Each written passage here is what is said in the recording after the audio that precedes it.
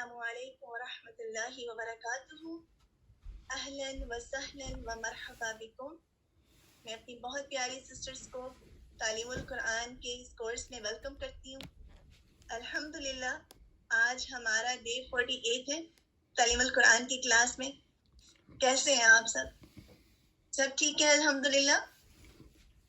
سب سے پہلے تو آپ سب کو بہت زیادہ مبارک ہو ان کو جو کہ وقت پہ آ جاتے ہیں، کیونکہ اللہ تعالیٰ کا احسان ہے نا کہ آپ ٹائم پر آ سکے، اور آن ٹائم پر آپ کا کلاس میں موجود ہونا آپ کے شوق اور آپ کے طلب کو آپ کے جو طلب ہے اس کو ظاہر کرتا ہے۔ وقت پر ہم تبھی پہنچتے ہیں نا جب ہم کسی چیز کے لیے مسلسل کوشش میں رہتے ہیں اور پہنچ ہی جاتے ہیں، کیونکہ جب ہمارے اندر خواہش ہوتی ہے، ڈیزائر ہوتی ہے، تو اللہ سبحانہ و تعالیٰ راستہ بھی آسان کرتے ہیں۔ چلیے ایسا کرتے ہیں، ہم اپنی آج کی کلاس کا آغاز کرتے ہیں۔ صبح کے کچھ ریمائنڈرز جو ہمیشہ ان کے ساتھ ہم اپنی کلاس کا آغاز کرتے ہیں اور پھر اپنی فردر آگے سیشنز کو شروع کرتے ہیں۔ اعوذ باللہ من الشیطان الرجیم، بسم اللہ الرحمن الرحیم، رب اشرح لی صدری ویسر لی امری واحلل عقدۃ من لسانی یفقہوا قولی، ربنا زدنا علما اللہم فقہنا فی الدین، آمین۔ سب سے پہلے تو یہ بتائیے کہ جب ہم صبح میں ریمائنڈرز کا جو چھوٹا سا سیشن کرتے ہیں، آپ سب کو فائدہ ہوتا ہے اس سے؟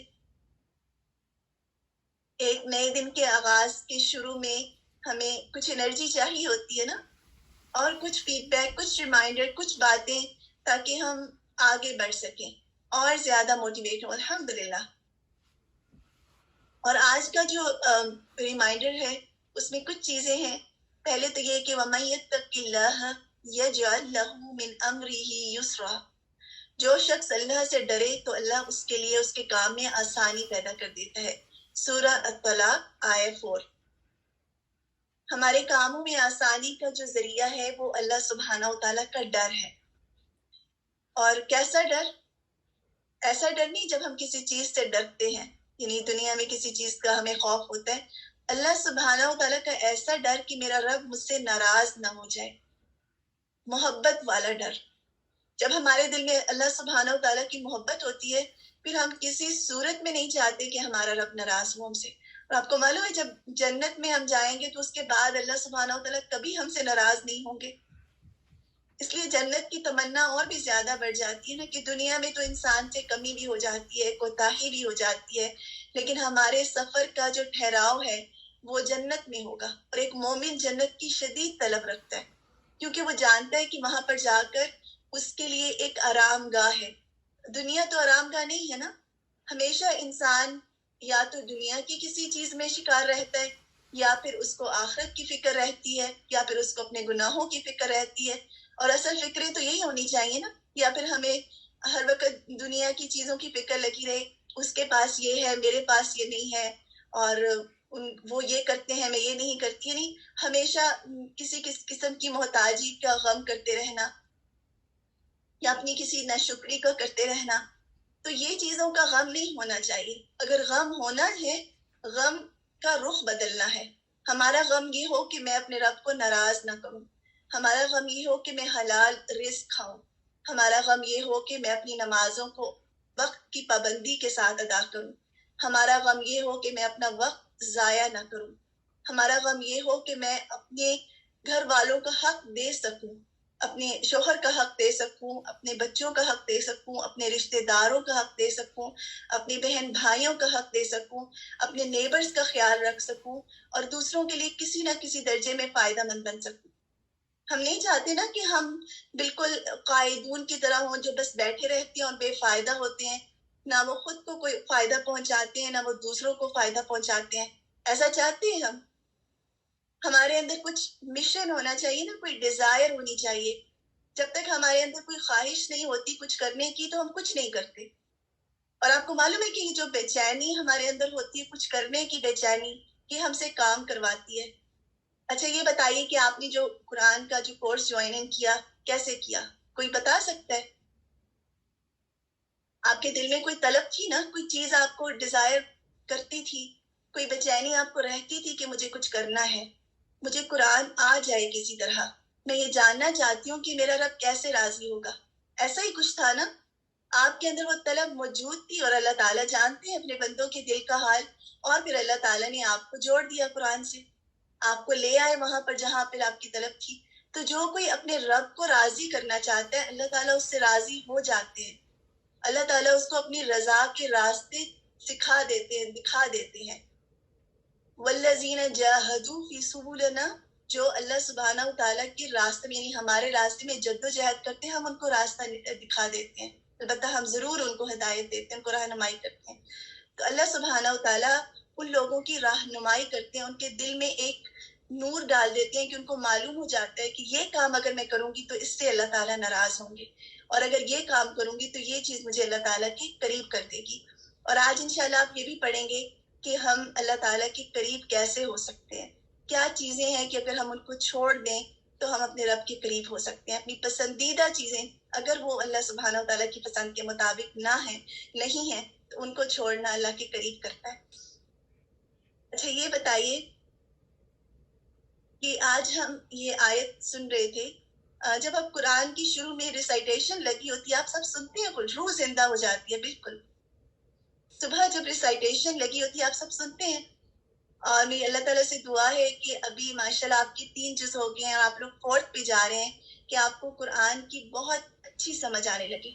یعنی اب اس لیول پر آ کر آپ کو 40% قرآن کی جو آیات پڑھی جاتی ہیں سمجھ میں, مجھے امید ہے اس سے بھی زیادہ آتی ہوگی.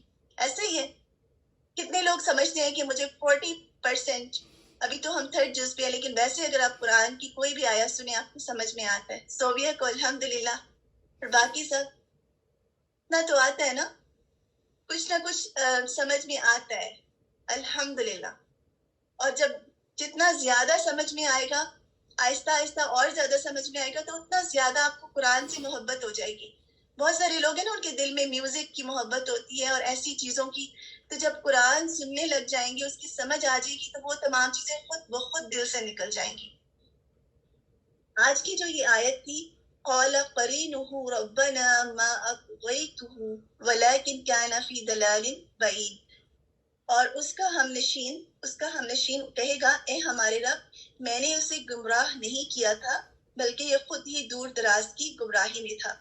جب آخرت میں ہر شخص کو اللہ سبحانہ و تعالیٰ کے سامنے لایا جائے گا, اور ہر شخص اس طرح سے آئے گا کہ اس کے ساتھ ایک گواہی دینے والا ہوگا, یعنی اس کے ساتھ اس کا فرشتہ بھی ہوگا اور پھر اس کا قرین بھی ہوگا. جو قرین ہے اس کا شیطان, یہاں سے مراد ہے جو شیطان ہے, وہ اللہ تعالیٰ سے کہے گا اس کے بارے میں کہ میں نے اسے گمراہ نہیں کیا تھا بلکہ یہ تو خود آپ کے بارے میں گمراہ تھا, یہ تو خود آپ کے لیے خالص نہیں تھا. تو اللہ سبحانہ و تعالیٰ کہیں گے کہ میرے پاس جھگڑا نہ کرو, اس بات کا کوئی جھگڑا نہ کرو, میں تو تمہاری طرف سے پہلے سے ہی عذاب کا وعدہ بھیج چکا تھا. اس میں ایک سمجھنے کی بات یہ کہ ہر انسان کے ساتھ ایک قرین ہوتا ہے اور وہ ہمارا شیطان ہوتا ہے. اور جب ہم نبی صلی اللہ علیہ وسلم کے بتائے ہوئے طریقوں پر چلتے ہیں تو وہ کمزور ہوتا چلا جاتا ہے. جب ہم قرآن پڑھتے ہیں, اچھے کام کرتے ہیں, تو وہ قرین کو کمزور کرتا ہے. اور جب ہم گناہ کے کام کرتے ہیں اور اللہ سبحانہ و تعالیٰ سے کو ناراض کرنے والے کام کرتے ہیں تو وہ چیز اس قرین کو مضبوط کرتی ہے. ایک جگہ پر نبی صلی اللہ علیہ وسلم نے فرمایا کہ وہ مکھی کی طرح چھوٹا ہو جاتا ہے. جب انسان کسی چیز کو, اس کو چوٹ لگے یا کچھ گرے اور انسان بسم اللہ کہہ دے تو وہ اس چیز کو, شیطان کو چھوٹا کر دیتی ہے. تو بس اس میں چھوٹا سا یہ ریمائنڈر تھا, اس کی تو بہت لمبا ٹاپک ہے, لیکن جسٹ ایک چھوٹے سے ریمائنڈر کے طور پر کہ ہماری اچھے کام کرنا, نبی صلی اللہ علیہ وسلم کی سنتوں پر عمل کرنا, چاہے وہ چھوٹی سی سنتیں بھی ہیں, وہ قرین کو کمزور کر دیتی ہیں. چلیے انشاءاللہ آپ سب اپنی اٹینڈنس کو ٹائپ کیجیے گا, اتنی دیر میں ہم دعاز پڑھتے ہیں. کوئک ریمائنڈرز جو ہمارے ایوری ڈے کے ہوتے ہیں کلاس کے آغاز سے, اس کے ساتھ ہم اپنی آج کی تجوید کے سیشن کا آغاز کرتے ہیں. اللہم انی اعوذ بک من علم لا ينفع ومن قلب لا يخشع ومن نفس لا تشبع ومن دعوت لا يستجاب لها ربنا زدنا علما اللهم فقهنا في الدين اللهم انفعنا بما علمتنا وعلمنا ما ينفعنا وزدنا علما. اور نبی صلی اللہ علیہ وسلم کے بارے میں یہ ہے کہ آپ صلی اللہ علیہ وسلم کے پاس کوئی خوشی کی بات آتی تو آپ صلی اللہ علیہ وسلم خوشخبری دیے جاتے تو اللہ تعالیٰ کا شکر ادا کرنے کے لیے سجدے میں گر پڑتے. تو آپ جان سکتے ہیں آپ کی خوشخبری کیا ہے آج کے لیے؟ آج ہمارا جز 4 سٹارٹ ہو رہا ہے نا, تو یہ خوشی کی بات ہے, اس پر بھی اللہ سبحانہ و تعالیٰ کا شکر ادا کریں.